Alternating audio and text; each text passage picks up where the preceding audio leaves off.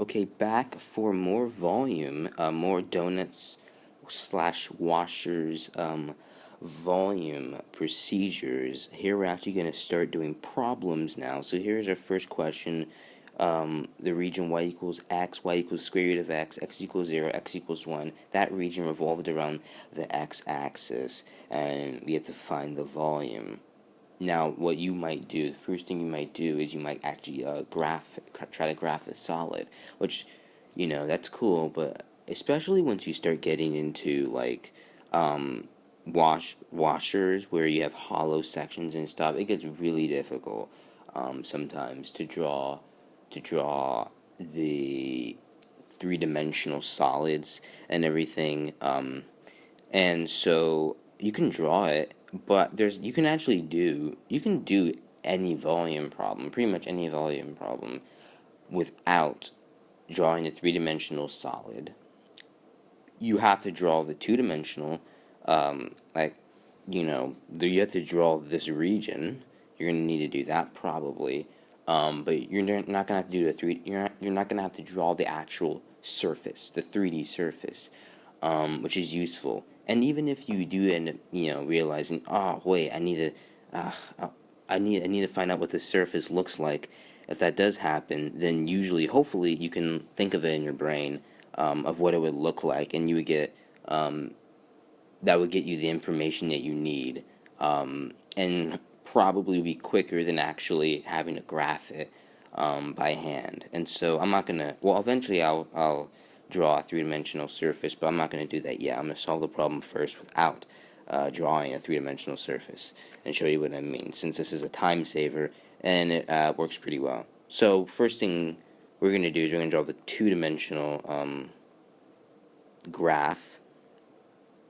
And so y equals x is the first function that we are concerned with. Y equals x, and well, that's simply a line, right? Like that. Y equals the square root of x, our next function. Many of you are aware of that, what that looks like. Note that y equals square root of x is larger than y equals x. So the graph of y equals the square root of x is higher than the graph of y equals x for certain values. Specifically, this would be 0.0, or, well, x equals 0, and x equals 1. Specifically, for those values, it's bigger, actually. Y equals the square root of x is bigger than y equals x, which might be a little weird to think about, actually, because you think square root of 4 is 2. 4 squared is 16. Or, well, this isn't y equals x squared. Okay, so, sorry. Square root of 4 is 2. That's less than 4. How can the square root of x be greater than y equals x, which is what's going on in here? Well, how could that be true? But when you have decimal, as in values less than 1, in between 0 and 1, then actually square root is bigger. But anyway, note that it's a really important distinction you need to get when you're graphing this. So when you do the volume, you get the whole top curve, bottom curve thing correct. And x equals 0, x equals 1 are those limits there. So this is our whole region here. And basically you take that region inside here and you revolve it around the x-axis. So we're revolving around the x-axis, meaning this axis, and so we need the x-axis formula, right? The x-axis formula is that. Remember this? Which, I mean, that's the same as the disk x-axis formula, right? You're like, well, what's the difference? We're doing washers now, and disks formula is the same, right? I talked about that in the introductory video, but it's the same formula. The only difference here is the radius. The value put in for the radius is different, and I'm going to talk about that really quickly. But there's the formula, and I'm going to make that really small, put that on top, at the top of the screen. And so what you're going to do now is, before, when we were doing disks, the radius, okay, so first, when we were doing like a disk problem, we would have something like y equals x, and then maybe like, I don't know, some like maybe x equals 0, x equals 1 or something. And this would be your region that you would then revolve around the x-axis or something, and then they ask you to find the volume of it. So here you have three equations that form the region, but there's only one major equation here. Y equals x is the one major equation here for this region, because x equals 0 and x equals 1 are vertical lines, and you might actually have y equals 0 and y equals 1. You know, you might, your limits that you have here, these equations might be different. It might be x equals, might be y equals, I don't know, but they're always, those are horizontal and vertical lines.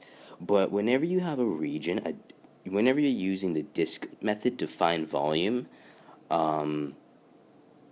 there is only one major equation that forms your region. Your region is made up of only one major equation. In this case, that major equation, that one major equation is y equals x. Y equals x. And so that is something unique about volume with disks. There's only one major equation. When we get to volume with donuts slash washers, which is what we're doing now, we have two major equations. Well, okay, so this is x equals 0 and x equals 1. These are, once again, vertical lines, so these aren't major equations, although there still are equations here.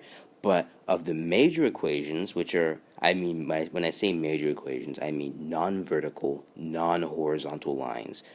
We have two major equations here.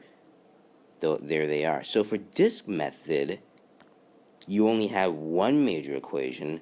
For donut slash washer method, you have two major equations, and that's what makes the donut or washer method, unique and different than the disk method. And so when you come to your formula here, you approach the formula in a different way, because your radius, instead of making your radius just one function, that major function, like if we were asked to find a volume of a region revolved around an axis or something like this, of this region, using disk method, because that's the only method you could use. You couldn't use washer method or anything. But if we were asked to do that, then you would make y equals x your radius. For disk method, the point I'm getting at is, for disk method, your radius is always your one major equation. For disk method, your radius is always your one major equation. But when we get to, now that we're doing donut method, your radius is going to be the difference between your two major equations. That's very important. So we're doing, we are doing donut method here, and so our radius is going to be the difference between two major equations. Cool. So our formula, integral a to b, I'll get the limits situated later, pi, radius, the same top curve minus bottom curve, right curve minus left curve, those same things still apply for our volume as it did for area, when we were finding the area between two different equations, when we had two different equations and stuff. Same thing applies here. So we're going to do top curve, bottom curve thing. We're going to do that again here. So the top curve is y equals the square root of x, the green thing. And so that's our top curve. And something I'll mention really quickly. The bottom curve is y equals x. Okay, something that needs to be mentioned is then we have to square the individual radii here. We have to square these things, because when we have like a form like this, what we actually are saying is that we could distribute this and you would get pi square root of x squared minus pi x squared. I didn't explicitly state this in the introductory video, but we need to put the squares there, because what we're really doing is we're really finding the volume. See, pi r squared, we're finding the volume of a big shape minus the volume of a small shape pi r squared again. So we need the square here to do the pi r squared thing, to do the volume. So you need to have a square on each of your things, the square root of x and the x. And so make sure that when you do your radius for your donut method, that one, your radius is difference between two radii. One, that's the first thing you need to do. And then you need to make sure that you square your radii. And so that becomes your radius for when you're doing disk method slash, not disk method, donut method slash washer method. And so you can pull the pi out and put it over there. Pi, square root of x is x minus x squared, okay? And this was a dx. There you go, dx. Dx. Now we have to get the limits situated. As I always say, when you have a dx, that means that your limits, your a and b limits, have to be x values. So, x minus x squared dx. So your a and b have to be x values. So what are we going to choose? Oh, well, the limit is here, x equals 0, right? And x equals 1. Those are the limits on our region, on our boundary here, 0 to 1. And now we can simply just evaluate this integral to find our volume. And you could go through here.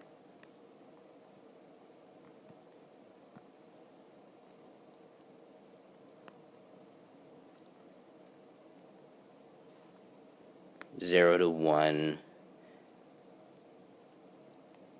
When you plug in 0, by the way, you get everything becomes 0, so you don't have to worry about that limit. So you basically then just have this, which a half minus a third is a sixth. So you end up with a sixth pi. And there you go. That's your answer for your volume. Now, I said I would show you a 3D graph, so I will. It's on the next page. Sneak peek at the next problem, by the way, while you're at it. And actually, I don't have much space on this page. I'll just show you it. I was going to copy and paste it from this page to this page, but I don't know why. I should just show you it on this page. But here we go. So this is my shape, which it looks really weird, but basically it's kind of just like we did a problem, and it's an example problem video. It was not too long ago, but it was a cone shape. It was literally a cone shape. You had like a circle on the top. Well, the circle was there because you revolved it. We have a circle here also because we revolved it. But we have lines here because we took a line and revolved it. So that's why it was so straight here. It's not exactly straight here. It looks all kind of weird and curvy, right, on the edges here. That's mainly because, well, our equations are, y equals x and y equals square root of x, and so that's why it's a little curvy, and looks kind of weird. So it's not a perfect cone at all. It's a very odd shape. But that is the volume that we are trying to find, and it's not a very good drawing either, of course. But once you start graphing these crazy 3D surfaces, yeah, it gets not well, a little more challenging to graph them. But as I said, you don't need to be able to graph it completely. You need to be able to graph the 3D version. When you rotate the region, you only need to be able to graph that in order to solve the problem, which is what I just did without utilizing my 3D graph. And so don't draw your 3D graph, because even if you did draw that, you'd probably just be like, okay, this doesn't help me. And, like, is this even correct? Like, I don't really show any hollow points or anything. Yeah, it's just a really bad graph. So, don't graph your 3D surfaces. Just graph the 2D, and this should be all you need. Just graph the 2D; it should be all you need. But I mean, if you're ambitious and you just like graphing and you're like that, then go ahead. You can try to graph it, and your graph will probably look better than mine because well, it'd be pretty difficult to not accomplish that. Look at this, number 2, this crazy problem. This is for you to do, and actually this is kind of a difficult problem. I'm not gonna lie, it's kind of not, well, it's challenging. It's a little more difficult than a lot of the problems that I give you to do, but I will solve it for you after giving you a chance to do it in the next video. So stick around for another math video involving this problem. Okay, there you go.